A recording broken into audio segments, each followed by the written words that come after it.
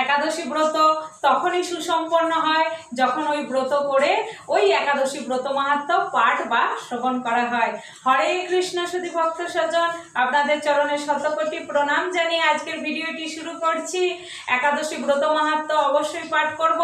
আগামী 28শে সেপ্টেম্বর 11ই আশ্বিন শনিবার ইন্দিরা একাদশী ব্রত উপবাস। আমরা সবাই একাদশী ব্রত করব এবং একাদশী ব্রত করে অবশ্যই একাদশী ব্রত মাহাত্ম্য শ্রবণ করব। আসুন আমরা সবাই মিলে একাদশী ব্রত মাহাত্ম্য শ্রবণ করি। মহারাজ যুধিষ্ঠির বললেন, হে অর্জুন, আশ্বিন মাসের কৃষ্ণ পক্ষিয়া একাদশীর নাম কি, মহিমা কি, তা কৃপাপূর্বক আমার কাছে বর্ণন করুন। শ্রীকৃষ্ণ বললেন, হে রাজন, আশ্বিন মাসের কৃষ্ণ পক্ষিয়া একাদশী ইন্দিরা একাদশী নামে জগতে প্রসিদ্ধ আছে। এই ব্রতের প্রভাবে মহাপাপ বিনষ্ট হয়ে যায় এবং যারা তাদের কর্ম প্রভাবে নিম্নজনী প্রাপ্ত হয়েছে তাদের পূর্বপুরুষদেরও উত্তম গতি লাভ হয়ে যায়।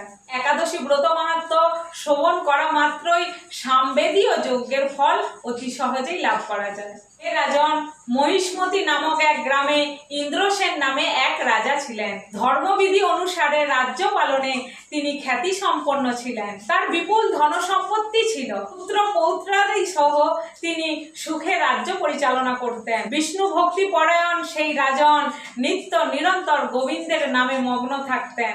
একদিন রাজা সুখে নিজের রাজসভায় বসে আছেন। এমন সময় দেবর্ষি নারদ স্বর্গ থেকে তার রাজসভায় এসে উপস্থিত হলেন। তাকে দর্শন করে রাজা হাত জোড়ো করে উঠে দাঁড়ালেন। তাকে দণ্ডবত প্রণাম করে আসন, পাদ্য, অর্ঘ্য, ষোড়শ উপাচারে পুজো করলেন। তারা বললেন, হে মুনিবর, আপনাকে দর্শন করা মাত্রই আমাদের সমস্ত যজ্ঞের ফল অতি সহজেই লাভ হয়ে গেল। এখন আপনার আগমনের কারণ আমাদের জানালে আমরা কৃতকৃতার্থ হব। দেবর্ষি নারদ বললেন, হে মহারাজ, এক অতি বিস্ময়কর ঘটনা তোমরা শ্রবণ করো। আমি এক সময় যমলোকে গিয়েছিলাম, যেখানে যমরাজের সভায় বহু পুণ্যকারী আপনার পিতাকে দেখলাম। ব্রত ভঙ্গ পাপে তাকে সেখানে যেতে হয়েছে। হে রাজন, আপনার পিতা যে সংবাদ প্রেরণ করেছে আমি আপনাকে তা বলিতেছি। তিনি বললেন, হে ঋষি মহিষ্মতির ইন্দ্রসেন রাজা আমার পুত্র, আপনি তাকে গিয়ে বলবেন আমি বহু পুণ্য অনুষ্ঠান করলেও কোনো কারণবশত এই জমালয়ে এসে উপস্থিত হয়েছি। আপনি কৃপা করে তাকে সর্ব পাপনাশক ইন্দিরা একাদশীর ব্রত নিষ্ঠা সহকারে পালন করতে বলবেন, যে ব্রত প্রভাবে আমি পাপমুক্ত হয়ে স্বর্গে গমন করতে পারবো। এই কথা জানাবার জন্যই আমার আগমন।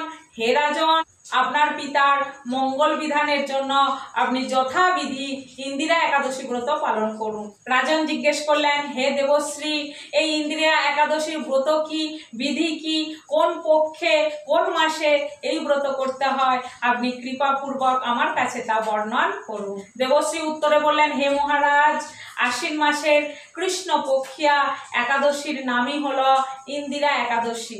এই দিন শ্রদ্ধা সহকারে প্রাতঃস্নান করবেন, মধ্যাহ্নে ভক্তি ভাবাপন্ন হয়ে পুনরায় স্নান করবেন এবং রাত্রিকালে ভূমিতে শয়ন করবেন। পরদিন একাদশীতে পাতকৃত্যাদি সম্পাদন করে উপবাস করবেন। ব্রতের নিয়মাবলী দৃঢ়ভাবে পালন করবেন। হে পুণ্ডরীকাক্ষ, হে অচ্যুত, এ শরণাগতির প্রতি কৃপা করুন। এভাবে শ্রদ্ধা সহকারে শালগ্রাম পূজা বিধি সম্পন্ন করে এই ব্রতের ফল নিজে পিতার উদ্দেশ্যে অর্পণ করবেন। দ্বাদশী দিন সকালে ভক্তি ভরে শ্রী গোবিন্দের পূজা সম্পাদন করে ব্রাহ্মণ ভোজন করিয়ে তারপর আপনি ব্রত ভঙ্গ করবেন। এই অনুসারে শ্রীহরি এবং তার ভক্তদের যদি আপনি সুন্দর করে পূজন করতে পারেন, সেই ব্রতের পূর্ণ প্রভাবে আপনার পিতৃবর্গ অতি সহজেই বৈকুণ্ঠে গমন করবেন। রাজাকে এই উপদেশ দিয়ে দেবশ্রী নারদ পুনরায় গমন করলেন। রাজা ইন্দ্রসেন নারদ মুনির উপদেশে পুত্র পরিজনদের নিয়ে বিধিপূর্বক এই ইন্দিরা একাদশী ব্রত পালন করলেন।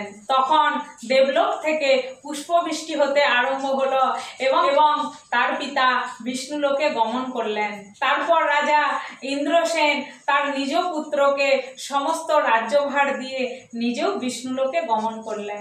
ইন্দিরা একাদশী ব্রত পাঠ বা শ্রবণে মানুষ অতি সহজেই মুক্তি লাভ করে বিষ্ণুলোকে গমন করেন। তাই ভক্তবৃন্দ, আপনারা দেখলেন যে এই একাদশী ব্রত মাহাত্ম্য শুধুমাত্র পাঠ করলে বা শ্রবণ করলে অতি সহজেই বিষ্ণুলোকে গমন করা যায়। আমাদেরকে আর নরকের যন্ত্রণায় অধঃপতিত হতে হবে না।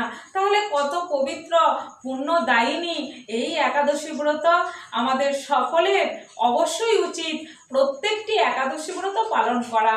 12 মাসে 24টা একাদশী ব্রত প্রত্যেকেরই পালন করা কর্তব্য।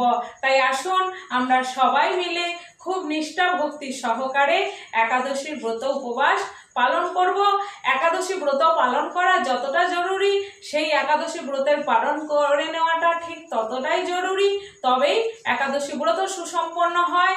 তাই 29শে সেপ্টেম্বর 12ই আশ্বিন রবিবার 9টা 29-এর মধ্যে পারণ সময়, সকাল 9টা 29-এর মধ্যে অবশ্যই মহাপ্রসাদ গ্রহণ করে পালন করে নেবেন, তবেই একাদশী ব্রত সুসম্পন্ন হবে।